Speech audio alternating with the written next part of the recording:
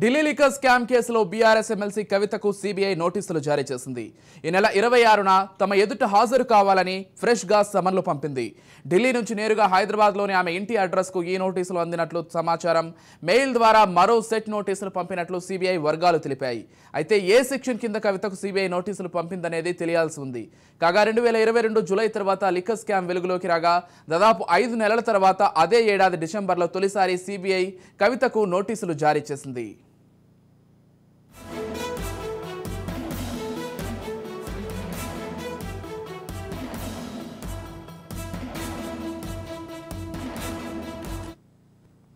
దాదాపు ఏడాది గ్యాప్ తర్వాత మళ్లీ సమన్లు ఇచ్చింది. అయితే సిబిఐ ఈడీ ఈ స్కామ్ను దర్యాప్తు చేస్తుండగా 2022 డిసెంబర్ 11న తొలిసారి సిబిఐ కవితను హైదరాబాద్లోని ఆమె నివాసంలో విచారించింది.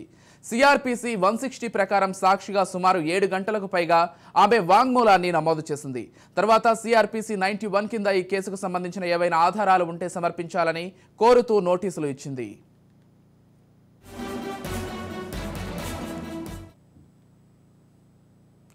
బ్రేకింగ్ న్యూస్ అయితే చూస్తున్నాం. బీఆర్ఎస్ ఎమ్మెల్సీ కవితకు సిబిఐ మరోమారు నోటీసులు పంపించింది. అయితే ఏ సెక్షన్ కింద ఈ నోటీసులు పంపించింది అనేది ఇంకా తెలియాల్సి ఉంది. ఇదే అంశానికి సంబంధించి మరింత సమాచారం అందించడానికి మా ప్రతినిధి మహేందర్ ఫోన్ ద్వారా సిద్ధంగా ఉన్నారు. చెప్పండి మహేందర్, అంటే మొత్తానికి ఒక ఏడాది తర్వాత సిబిఐ మళ్ళీ కవితకు నోటీసులు పంపించడం అయితే కొంత రాజకీయ వర్గాల్లో కావచ్చు కలకలం రేపుతోందని చెప్పుకోవాలి. అసలు మొత్తంగా ఈ అంశానికి సంబంధించిన పూర్తి డీటెయిల్స్ ఏంటి? దేశంలోనే సంచలనం సృష్టించినటువంటి ఢిల్లీ లిక్కర్ స్కామ్ కేసులో తీవ్ర ఆరోపణలు ఎదుర్కొంటున్న తెలంగాణ మాజీ ముఖ్యమంత్రి కల్వకుంట్ల చంద్రశేఖరరావు కుమార్తె బీఆర్ఎస్ ఎమ్మెల్సీ కల్వకుంట్ల కవితకు మరోసారి ఇటు సిబిఐ అయితే నోటీసులు జారీ చేసింది. ఈ కేసులో గతంలో సిబిఐ కవిత ఇంటి వద్దే స్టేట్మెంట్ తీసుకున్నారు. ఇక ఈ నెల 26న విచారణకు హాజరు కావాలని సిబిఐ అయితే నోటీసులు పంపింది. లిక్కర్ కేసులో ఇదివరకే కవితను సిబిఐ అధికారులు ఇంటి వద్ద విచారించారు. తాజాగా మరోసారి సిబిఐ నోటీసులు ఇవ్వడంతో ఈ లిక్కర్ కేసు కదలిక మరోసారి కదలికైతే వచ్చింది. గతంలో ఈడీ పంపిన నోటీసులకు కూడా కవిత ఎమ్మెల్సీగా వరుసగా హాజరు కాకపోవడం కూడా ఈ విషయంలో గమనార్హంగా వాళ్ళు భావిస్తున్నారు. ఈ కేసుపై ఆరోపణలు ఎదుర్కొంటున్న ఇటు ఢిల్లీ ఆమ్ ఆద్మీ పార్టీ కీలక నేతలు అలాగే కొంతమంది నేతలు అయితే ఇప్పటికే జైలు శిక్ష కూడా అనుభవిస్తున్న విషయం తెలిసిందే. సో ఈ నోటీస్ పై కవిత ఎలా స్పందిస్తారనేది చూడాలి. ఇప్పటికే మరి లీగల్ టీం ఏమైనా స్పందించిందా లేక మరి ఈసారి నోటీసులకు స్పందించి హాజరవుతారా అనేది అనిపించింది. ఓవైపు ఈడీ విచారణ, మరోవైపు కవిత ఈ న్యాయ పోరాటం సాగుతూనే ఉంది. మొత్తం ఇదే కేసులో ఆరోపణలు వాళ్ళు ఎమ్మెల్సీ కవిత దాదాపు ఒకరిగా భావించి తెలంగాణ నుంచి ఈ స్కామ్ లో ఆమె చుట్టూ అనేక ఆరోపణలు కూడా తెర మీదకి వచ్చాయి. సో ఇప్పుడున్న ఈ విచారణలో మరి ఈ నెల 26న విచారణకు రావాలంటూ సిబిఐ బుధవారం అంటే నిన్న నోటీసులు అయితే పంపించింది. మరి విచారణకు కవిత వెళ్తారా లేదా నోటీసులకు ఎలా స్పందిస్తారనేది అయితే ఆసక్తికరంగా మారింది. గతంలో సిబిఐ అయితే ప్రశ్నించి 2022 డిసెంబర్ 11న కూడా హైదరాబాద్ లో కవిత నివాసానికి వచ్చిన సిబిఐ సుమారు 7 గంటల పాటు ఆమెను ప్రశ్నించింది. సిఆర్పిసి 160 యాక్ట్ కింద స్టేట్మెంట్ కూడా రికార్డ్ చేశారు. అయితే అప్పుడు ఇంటి దగ్గర స్టేట్మెంట్ తీసుకున్న సిబిఐ ఈసారి విచారణకు రావాలంటూ నోటీసులు ఇవ్వడం అనేది ఉత్కంఠగా రేపుతుంది. సిబిఐ ఒక్కసారి వచ్చింది, విచారణ చేపట్టింది, పూర్తిగా రిపోర్ట్ తీసుకుంది. అలాంటిది ఇంకేమైనా పెండింగ్ ఏమైనా అడగాల్సి ఉందన్నా లేకపోతే ఇంకేమైనా వివరాలు కావాలన్నా గతంలో మాదిరి ఇంటికే వచ్చి లేదా ఇక్కడికి హైదరాబాద్ కి వచ్చి టీం అంతా కూడా ఆమెను విచారించారు. కానీ ఈసారి ఢిల్లీకి అదే సిబిఐ కార్యాలయానికి రావాలంటూ నోటీసులు ఇవ్వడం మరి దీనిపైన దాదాపు ఒక ఉత్కంఠ అయితే రేపుతుంది.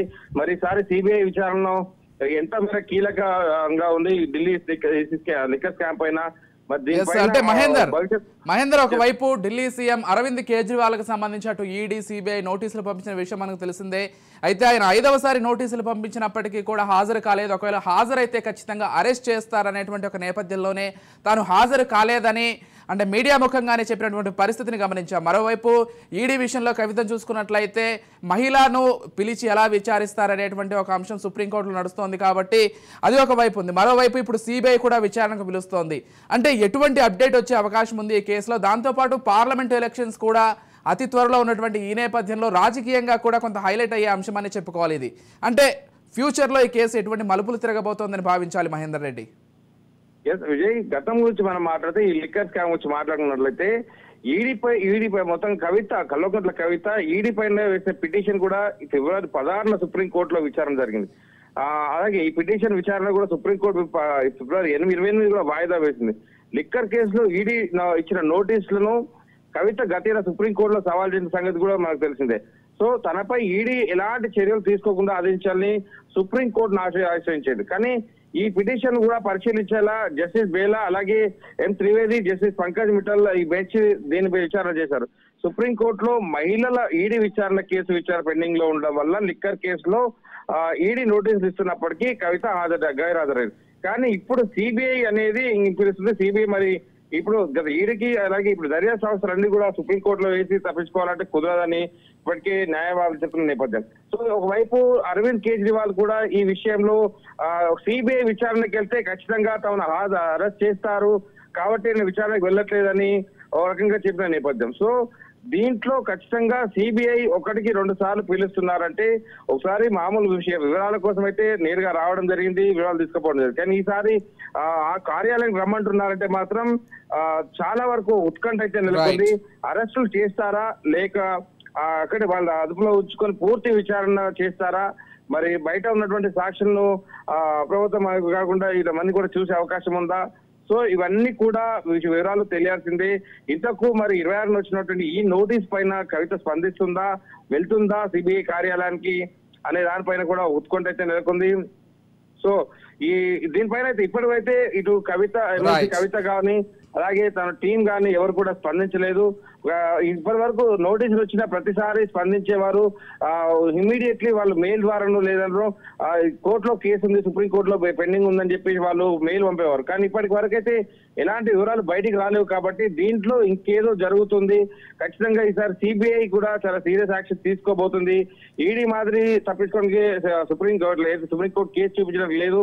ఖచ్చితంగా 26 తేదీన రావాల్సిందేనని ఇటు సుప్రీంకోర్టు చెప్పడం కూడా చాలా ఇంట్రెస్ట్ గా ఉన్న పరిస్థితి కనిపిస్తుంది. సో ఇప్పుడు లోక్సభ ఎన్నికలు ఉన్న నేపథ్యంలో కొద్ది రోజుల్లోనే ఇప్పుడు ఈ మధ్య కొద్ది రోజుల క్రితమే మాజీ ముఖ్యమంత్రి కేసీఆర్ ఢిల్లీకి వెళ్తారంటూ కూడా ఒక వార్తలు వచ్చిన నేపథ్యం. అయితే పొత్తులో ఒప్పందం కోసం వెళ్తారా లేకపోతే బీఆర్ఎస్ ఇప్పటికే విస్తృతంగా ప్రచారం వెళ్తున్నారా పార్టీని విస్తృతం చేయడానికి, లేదా ఇలాంటి నోటీస్ ఒకటి ఉందొస్తుంగానే ఉందని ఇంటెలిజెన్స్ ఏమైనా వచ్చి మరి ఇటు కేంద్రం కలవడానికి వెళ్తున్నారు, ఇవన్నిటిపైన కూడా ఉంది. అసలు మాజీ ముఖ్యమంత్రి కేసీఆర్ ఢిల్లీకి ఎప్పుడు వెళ్తున్నారనే దానిపైన ఓవైపు ఢిల్లీ వెళ్తారనే వార్తలు రావడం, ఇప్పుడు 26వ తేదీన హాజరవ్వాలని సుప్రీంకోర్టు సిబిఐ కవితకు నోటీసులు ఇవ్వడం, ఇదంతా కూడా రాజకీయంగా ఒక చర్చకు దారితీస్తుంది. అలాగే వాతావరణం కూడా లేపుతారు పరిస్థితి. Right, thank you Mahender.